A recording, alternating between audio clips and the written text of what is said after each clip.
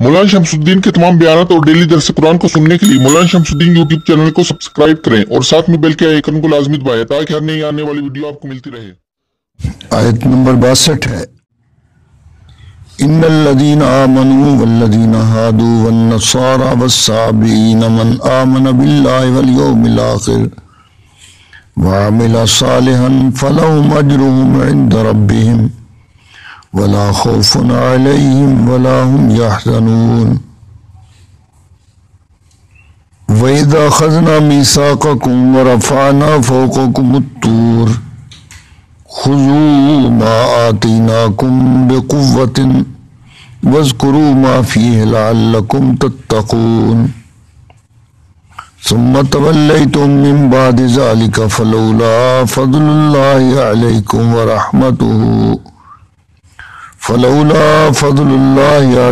वरहमतुहु लकुंतुम मिनल ख़ासिरीन। पिछली आयत में यहूदियों की हिमाकतों का जिक्र हो रहा था और उन पर किए जाने वाले एहसानात उनका भी तज़किरा हुआ। कुरान मजीद जो कि हिदायत की किताब है,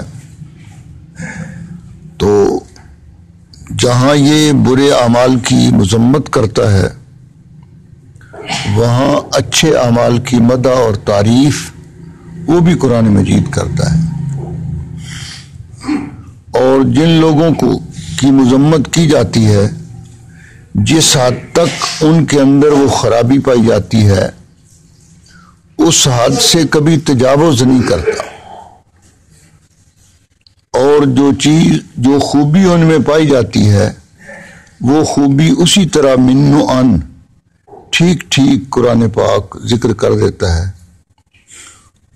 और उसके अंदर ये नहीं जैसे इंसानों का आम तौर पर रूटीन है कि जिसमें फ़ायदा नज़र आया वो फ़ायदा जो है वो तो हासिल कर लिया, और अगर उसमें कोई कमज़ोरी है तो उस कमज़ोरी का या तो बिल्कुल जिक्र नहीं किया, या अगर जिक्र किया तो बड़े मुबालगे के अंदाज से जिक्र कर दिया, जिससे ये होता है कि बाहमी तौर पर नफ़रत जो है वो फैलती है। तो कुरान मजीद ने जहाँ तरगीब के मज़मून जिक्र किए, वहाँ डरावे के मज़ामीन जो हैं वो भी जिक्र किए। ये उनकी जो हरकतें जिक्र की तो दर हकीकत मुसलमानों को ख़बरदार करने के लिए जिक्र की गई, ताकि वो इस किस्म की हरकतें जो हैं वो अपने पैगंबर के साथ और अपनी जो किताब है उसके साथ वो इख्तियार ना करें। इसलिए मुसलमानों को उनके वाक़यात जिक्र करके रोकना मकसूद है उन बातों से। आगे फिर कुरान मजीद जो है उसने इस आयत के अंदर आयत नंबर 62 में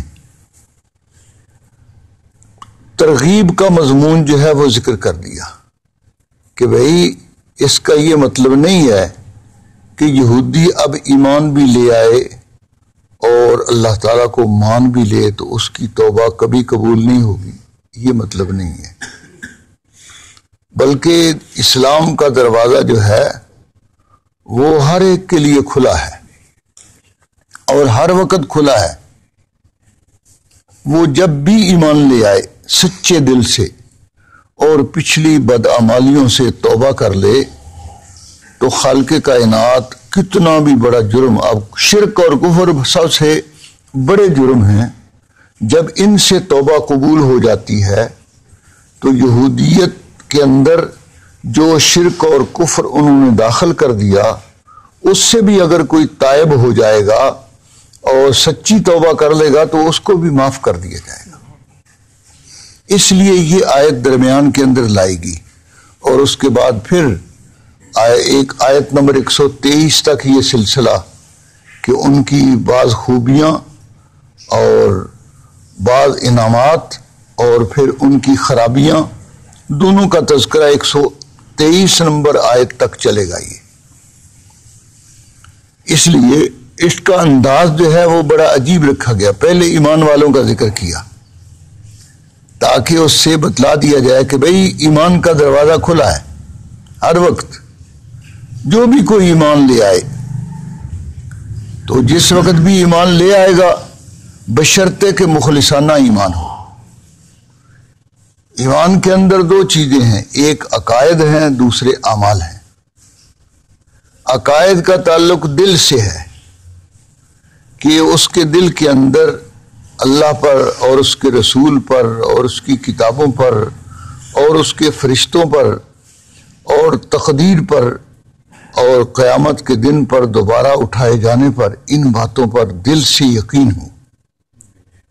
اسی کا نام عقیدہ اور اعتقاد ہے کہ ان کی جتنی تفصیلات ہیں ان سب سمیت ہم اس پر ایمان رکھتے ہیں، خواہ وہ ہماری عقل میں آئیں یا نہ آئیں.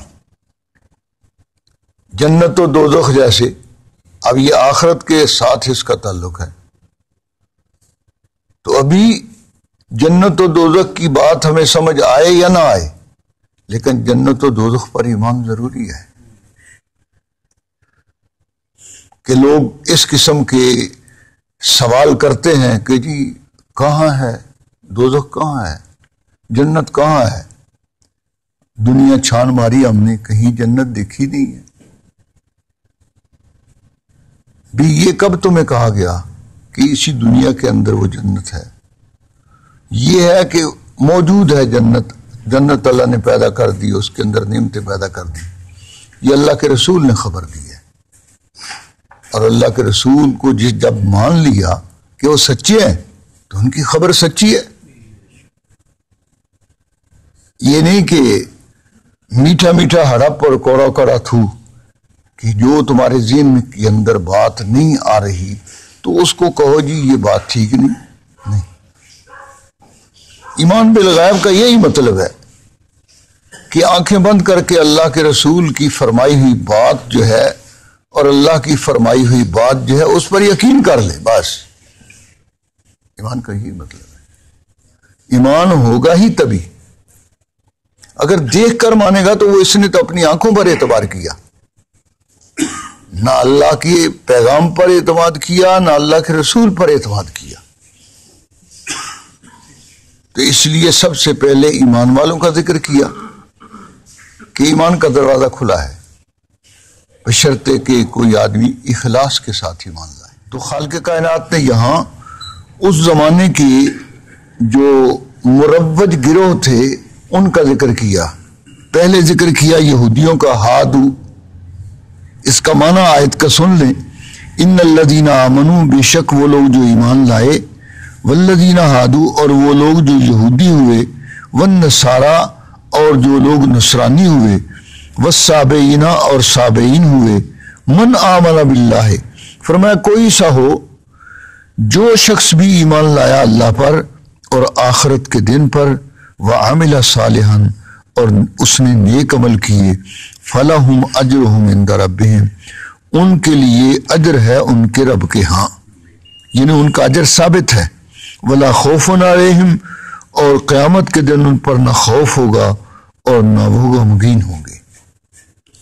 تو اس میں اللہ تعالیٰ نے پہلے فرمایا بھی دیکھو جو یہودی ہے وہ مسلمان ہو جائے، جو نصرانی ہے وہ مسلمان ہو جائے. جب وہ مسلمان ہو جائے گا تو فرمایا کہ اس کا اجر اللہ کے ذمے قائم ہو گیا. اللہ نے جو وعدہ کیا ہے کہ جو بھی مجھ پر ایمان لے آیا، خواہ پہلے وہ یہودی تھا خواہ پہلے وہ عیسائی تھا، کیونکہ یہودیت اور عیسائیت جو ہے یہ تو من گھڑت مذہب ہے. عیسیٰ علیہ السلام نے اسلام ہی کی دعوت دی اور موسیٰ علیہ السلام نے بھی اسلام ہی کی دعوت دی. اصل دین جو ہے وہ دین اسلام ہی ہے، اور سارے انبیاء علیہ السلام کے عقائد یہی ہیں. قرآن مجید اسی صورت کی جو آخری آیت ہے، آمن، آخری رکوع، آمن الرسول بما انزل الیہ من ربہ والمؤمنون، وہاں سارے انبیاء کے ایمان کا ذکر کیا، اور یہی ایمان والی باتیں جو ہیں وہ ذکر کی ہیں، جس سے یہ ثابت ہوتا ہے کہ سارے انبیاء کے عقائد ایک ہی ہیں اور وہ اللہ پر ایمان ہے. آمن الرسول بما انزل الیہ من ربہ والمؤمنون، فرمایا رسول بھی ایمان لائے، مومن بھی ایمان لائے. کل آمن باللہ، سب اللہ پر ایمان لائے اور اس کی کتابوں پر ایمان لائے، اس کے رسولوں پر ایمان لائے. اور دو عقیدوں کا ذکر کیا، ایمان کا اور عمل، اور اس کے بعد دوسرا عقیدہ یوم آخرت کا. اس کا یہ مطلب نہیں کہ یہ دو ہی عقیدے ہیں، یہ مطلب نہیں ہے. دیکھو اس سورت کے شروع میں بھی یہی فرمایا، یؤمنون بالغیب، آگے اعمال کا ذکر کیا اور پھر آخرت کا عقیدہ جو ہے وہ ذکر کیا، درمیان میں اعمال کا ذکر کیا. تو اس سے یہ بتلایا کہ بھئی یہ نہیں کہ یہ دو ہی عقیدے ہیں، عقائد جتنے بھی ہیں، سب سے پہلا عقیدہ اللہ کی ذات پر ایمان، اور سب سے آخری عقیدہ جو ہے وہ آخرت پر ایمان. اور اس سورت کی آخر کے اندر آمن الرسول جو ہے اس میں گویا تشریح کر دی کہ جو آدمی اس آیت کو یا پہلی آیت کو دیکھ کر کہے جی دو ہی عقیدے ہیں، ایک تو اللہ پر ایمان لانا، اس کا مطلب کیا ہوا؟ انہوں نے رسول پر ایمان لانا ضروری نہیں سمجھا، انہوں نے غلط سمجھا. کیوں؟ اس لیے کہ اسی سورت کے آخر میں آمن الرسول بما انزل الیہ من ربہ والمؤمنون، اس میں سارے عقائد ذکر کر دیے، تفصیل اس میں بتلا دی. تو یہ کوئی ضروری تو نہیں ہے کہ ہر جگہ تفصیل بتلائی جائے. آدمی دیکھیں، خود آدمی کا مزاج ہے، کسی جگہ بات مختصر کرتا ہے، کسی جگہ بات آدمی جو ہے وہ لمبی کرتا ہے، تفصیل کے ساتھ کرتا ہے، موقع دیکھ کر. قرآن مجید نے اسی طرح کہیں تو عقائد سارے بیان کیے اور کہیں عقائد جو ہیں پہلا عقیدہ اور آخری عقیدہ دونوں ذکر کیے. بس اس سے خود جو ہے عقل مند سمجھ سکتا ہے کہ یہ دو عقیدے جو ہیں ان کے درمیان دوسرے سارے عقیدے، ان سب کو ماننا ضروری ہے. اور پھر عقیدے کے ساتھ اعمال کا ذکر کر دیا کہ کچھ لوگ جو ہیں انہوں نے یہ سمجھ لیا عمل کی ضرورت ہی نہیں ہے، تاکہ ان کو بھی خبردار کر دیا جائے کہ بھئی نہیں، عمل جو ہے وہ بھی ضروری ہے. کیوں؟ عمل جو ہے وہ نتیجہ ہے اس عقیدے کا. عمل تو پھل ہے، اور اس پھل سے ہی ظاہر ہوگا اس عقیدے کی حقیقت کہ اس کے دل میں واقعتاً صحیح عقیدہ ہے اللہ کے بارے میں. اسی پھل ہی سے، اسی عمل سے ظاہر ہوگا. اگر ایک آدمی دل کے اندر کہتا ہے میں اللہ کو مانتا ہوں، اور عمل کیا ہے کہ وہ قبر کو سجدہ کرتا ہے، بت کو سجدہ کرتا ہے. اب بت کو سجدہ کرنا یا قبر کو سجدہ کرنا برابر ہے، کوئی فرق نہیں، اس لیے کہ بت کھڑا ہوتا ہے اور یہ لیٹے ہوئے، فرق نہیں. لیکن ادھر دعویٰ کیا ہے؟ دعویٰ ایمان کا. تو یہ ایمان کے دعوے کی یہ خلاف ہے بات. کیوں؟ اس لیے کہ ایمان کا دعویٰ جو ہے اس میں اللہ جل شانہ اس کی ذات بھی کامل، صفات بھی کامل.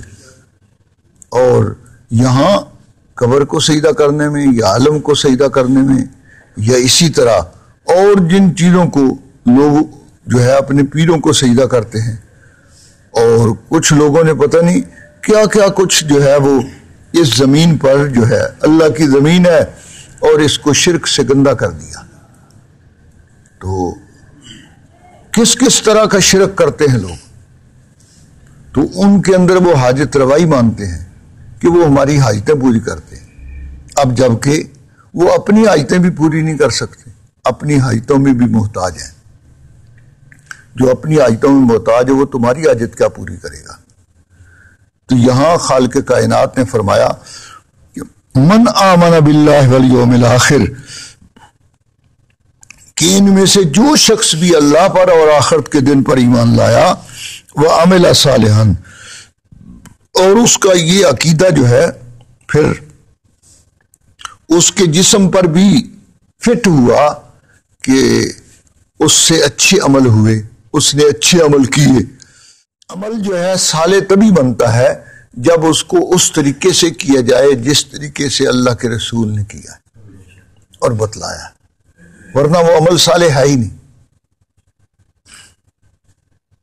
عمل صالح تبھی بنے گا جبکہ اس کو اسی انداز سے کیا جائے جس انداز سے اللہ کے رسول نے کیا۔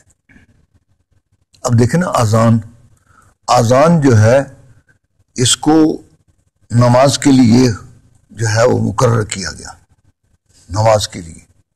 اب یہ اذان انہی الفاظ سے جب دی جائے گی جن الفاظ سے رسول اللہ صلی اللہ علیہ وسلم نے مدینہ منورہ تشریف لے جانے کے بعد آپ نے اذان دلوائی، اور پھر آپ نے اپنی پوری زندگی میں سفر و حضر کے اندر وہ اذان آپ اپنے سامنے دلواتے رہے۔ اگر ان میں اضافہ کیا جائے گا تو وہ اذان گویا وہ اذان نہیں جو اللہ کے رسول نے دلوائی ہے۔ اس کے الفاظ بھی مقرر ہیں، ان الفاظ کے اندر اپنی طرف سے اضافہ نہیں کیا جا سکتا، اس کی ابتدا اور انتہا جو ہے وہ بھی طے شدہ ہے، کیونکہ دین تو مکمل ہو چکا۔ اسی لیے اس اذان کا مسجد کے اندر دینا یا اسی طرح آدمی جنگل کے اندر ہو وہاں بھی اذان دے نماز کے لیے، لیکن قبر پر اذان یہ درست نہیں، کیونکہ وہ قبر وہ اذان کی جگہ ہی نہیں ہے، اذان کا موقع ہی نہیں ہے۔ تو اس قسم کی چیزیں لوگوں نے شروع کر دی۔ دین جو ہے وہ تو اس کی باتیں طے شدہ ہیں، مقرر ہیں، اللہ اور اس کے رسول کی طرف سے بتلا دی گئی۔ اس لیے عمل اسی وقت وہ صالح عمل بنے گا جب اللہ اور اس کے رسول کے طریقے کے مطابق ہو۔ عمل صالحا، اور نیک عمل کیے، تو گویا عمل کا صالح ہونا ضروری ہے۔ عمل اگر صالح نہیں ہوگا، طالح ہوگا، برا عمل ہوگا۔ دیکھ لو، نوح علیہ السلام کا بیٹا ہے، تو نوح علیہ السلام اس کے بارے میں سوال اس لیے کیا کہ دنیا کے اندر تو ڈوب گیا، تو شاید آخرت کے اندر اس کے بارے میں سفارش قبول ہو جائے اور آخرت میں وہ عذاب نار سے، دوزخ کے عذاب سے بچ جائے۔ تو نوح علیہ السلام نے اللہ کی بارگاہ میں یہ سوال کیا کہ اللہ، میرا بیٹا تو میرے اہل میں سے تھا، اور آپ نے وعدہ فرمایا تھا کہ میں تیرے اہل کو بچاؤں گا۔ تو اللہ تعالیٰ نے کیا فرمایا؟ انہو لیس من اہلک، تیرے اہل میں سے نہیں ہے۔ تیرے اہل میں وہی جو تیرے ساتھ کشتی میں سوار ہوئی، وہ تیرے اہل ہے۔ خواہ نسب کے اعتبار سے وہ تیرے ماں جائے نہیں، تیرے باپ کے بستر پر نہیں پیدا ہوئے، لیکن وہ تیرے اہل ہیں، کیوں انہوں نے تیرے پیغام کو قبول کیا۔ اور آگے فرمایا انہو عمل غیر صالح، کہ تمہارے بیٹے کے اعمال درست نہیں۔ اسی کی بتلا دیا کہ دیکھو، خالق کائنات بھی فرما رہے ہیں کہ عمل چنگا نہیں، یہ شرک کرنے والا تھا اس کا عمل سے، یہ انہی بتوں کو پوجنے والا تھا جن بتوں کو بقیہ قوم نوح پوجتی تھی، ود، سوا، یغوث، یعوق، نصر۔ انہو عمل غیر صالح، ان کی پوجا کو اللہ نے غیر صالح عمل قرار دیا کہ اس کے عمل اچھے نہیں تھے۔ اور پھر آئندہ فرمایا فلا تسألنی ما لیس لک بہ علم، جس چیز کی تفصیل کا تمہیں علم نہ ہو اس کا سوال مت کرو۔ تو نوح علیہ السلام یہ سوال تو کر بیٹھے تھے، اب اللہ کی طرف سے جب یہ فرمایا گیا کہ بھی آئندہ سوال ایسا مت کرنا، اس کے بارے میں تمہیں تو معلوم کرنا چاہیے تھا، اس کے بارے میں تم نے سفارش کر دی۔ انی اعظک ان تکون من الجاہلین، فرمایا کہ تمہیں یہ نصیحت کی جا رہی ہے، کیوں؟ اس لیے کہ یہ تو جاہلانہ کام ہے، اور آپ کو تو علم دیا گیا نبوت کا، اس لیے علم نبوت کا تقاضا یہ ہے کہ اس طرح کے سوالات نہ کیے جائیں، آپ آئندہ مت ایسا سوال کریں۔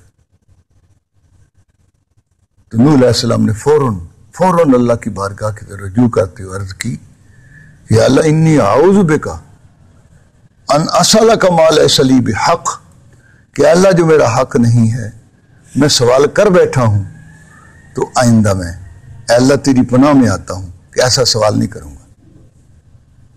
تو وہی عمل صالح تبھی بنے گا کہ جب وہ اللہ کے پیغمبر کے نوح علیہ السلام کے وہ خلاف تھا، تو اللہ نے فرمایا اس کے عمل اچھے نہیں ہیں، عملاً غیر صالح، اس کے عمل اچھے نہیں۔ اور جو لوگ نسب کے اعتبار سے غیر تھے، ان کے عمل کو اللہ پاک فرما رہے ہیں یہ ہیں وہ جو جن کے عمل صالح ہیں اور یہ تیرے اہل ہیں۔ اس لیے جو پیغمبر پر ایمان نہیں لاتا وہ پیغمبر کے اہل سے نہیں ہے، خواہ نسبی طور پر۔ اب وہ نسبی بیٹا ہے نا، نسبی بیٹا ہے، ادھر ابراہیم علیہ السلام کا باپ ہے، نسب کے اعتبار سے وہ باپ ہے، مگر خالق کائنات نے فرمایا کہ نہیں بھائی، اس کے بارے میں سفارش مت کرو، اس کے بارے میں سفارش نہ کرو۔ تو فرمایا دیا کہ جو لوگ بھی ایمان لائیں گے، خواہ دنیا ان کو حقیر سمجھتی ہو، لیکن جب وہ ایمان لے آئیں گے، نیک اعمال کریں گے، تو میرے ہاں فلا خوف علیہم ولا ہم یحزنون، میری طرف سے ان کے لیے ضمانت ہے، بلال کے لیے ضمانت ہے، فلا خوف علیہم، کہ ان کو قیامت کے دن کوئی خطرہ نہیں ہے۔ دنیا میں انہوں نے دکھ اٹھائے ہیں، لوگوں نے ان کو حقیر سمجھا ہے، جتنے غلام تھے ان کو لوگ حقیر سمجھتے تھے۔ اب بھی لوگ جو کئی لوگ پیشے عام کرتے ہیں تو ان کو لوگ حقیر سمجھتے ہیں، وہ کہتے ہیں یہ کمی ہے۔ کمی وہ ہے کہ جو اللہ کی بات اور اس کے رسول کی بات نہیں مانتا تکبر کی وجہ سے، وہ کمی ہے، وہ کمینہ ہے۔ کمی کام کرنے والا کمی نہیں ہے، جو کام بھی پیشہ اپنا لے بشرطے کہ وہ جائز ہو تو اس پیشے کا کرنے والا وہ تو کام کرنے والا ہے، وہ حقیر نہیں ہے۔ حقیر وہ ہے جو اللہ اور اس کے رسول کی جو اونچی ترین بات ہے اس کو نہیں مانتا، ہاں وہ کسی اعلیٰ نسب سے تعلق رکھتا۔ اس لیے اللہ نے فرمایا کہ بھی ان کے بارے میں ضمانت میں ہے میری طرف سے کہ جو ایمان پر پکا رہے گا موت تک، فلا خوف علیہم، ان پر قیامت کے دن کوئی خوف طاری نہیں ہوگا۔ قیامت کا روک تو ہوگا، لیکن ان پر خوف، جیسے ایک آدمی ہے عدالت کے اندر، اس کو پھانسی ہونے والی ہے، وہ بھی عدالت میں جاتا ہے، اور آپ عدالت کی کارروائی سننے کے لیے جاتے ہیں، تو آپ پر عدالت کا روب تو ہے، جج کا روب تو ہے، آپ اسی طرح احترام سے کھڑے ہیں کہ بھی عدالت ہے، لیکن آپ پر وہ خوف نہیں ہوگا جو خوف اس کو جس کو ابھی تھوڑی دیر بعد پھانسی ہونے والی ہے اس کے دل میں جو خوف ہے۔ اس لیے اللہ پاک نے فرمایا ان کو قیامت کے دن ان پر خوف نہیں ہوگا۔ بقیہ قیامت کا چونکہ روب تو ہوگا، قیامت کا جہنم سامنے نظر آ رہی ہوگی، تو وہ منظر تو سارا خوفناک ہے، فرشتے اپنی اصلی شکلوں میں ہوں گے، لیکن اس کو اطمینان ہوگا دل کے اندر کہ بھی میں مجرم ہے ہی نہیں، میں نے جرم کیا ہی نہیں ہے۔ تو ان مجرمین کو ان کے تو غم جو ہے ان کے چہروں پر چھایا ہوا ہوگا، خوف ان کے ہر حرکت سے خوف ٹپک رہا ہوگا، اتنا خوف ہوگا، لیکن یہ مومن مطمئن ہوگا، یہ مومن مطمئن ہوگا۔ اور بلکہ جناب رسول اللہ صلی اللہ علیہ وسلم نے مومن کے اطمینان کے لیے وہ بات ارشاد فرمایا کہ مومن کے لیے وہ محشر کا دن جو کہ 50,000 سال کا دن ہے، یوں اس کو لگے گا جیسے عصر سے مغرب تک کا وقت نماز کا ہوتا ہے، ایسے وہ گزر جائے گا اس کے لیے، یعنی اس کو اس کی کیفیت اور حالت ایسی ہوگی، کیونکہ جب آدمی پر کوئی خوف و خطرہ نہ ہو تو وہ وقت جو ہے اس کا وہ گزر جاتا ہے، ایسی آسانی سے گزرتا ہے، وہ محسوس کرتا ہے اتنا یہ وقت گزر گیا۔ تو مومن جو ہے وہ اس کا وقت اس طرح گزر جائے گا، اور ولا ہم یحزنون، ان کو دنیا کے چھوٹ جانے کا غم نہیں ہوگا. کافر کو غم ہوگا، اور جس نے منافقانہ اعمال کیے ہوں گے ان کو بھی غم ہوگا کہ اوہو یہ تو وہی حالات آ گئے جو حالات انبیاء نے اور ان کے نمائندوں نے، سچے لوگوں نے بتائے تھے کہ بھی ایک دن آنے والا ہے، اس دن سارا حساب و کتاب دینا ہے.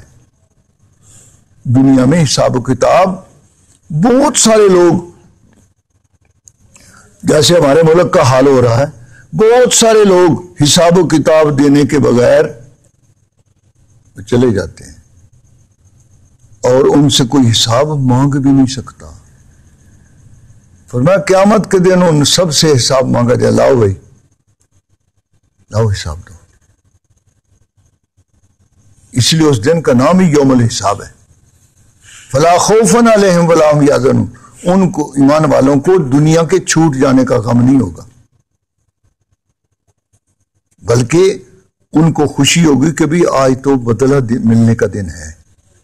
آج تو ہمارے اعمال جو دنیا کے اندر اللہ تعالیٰ کی مہربانیوں سے ہم سے ہوئے، آج ان کی طرف پر انعام اللہ کی طرف سے دیا جائے گا.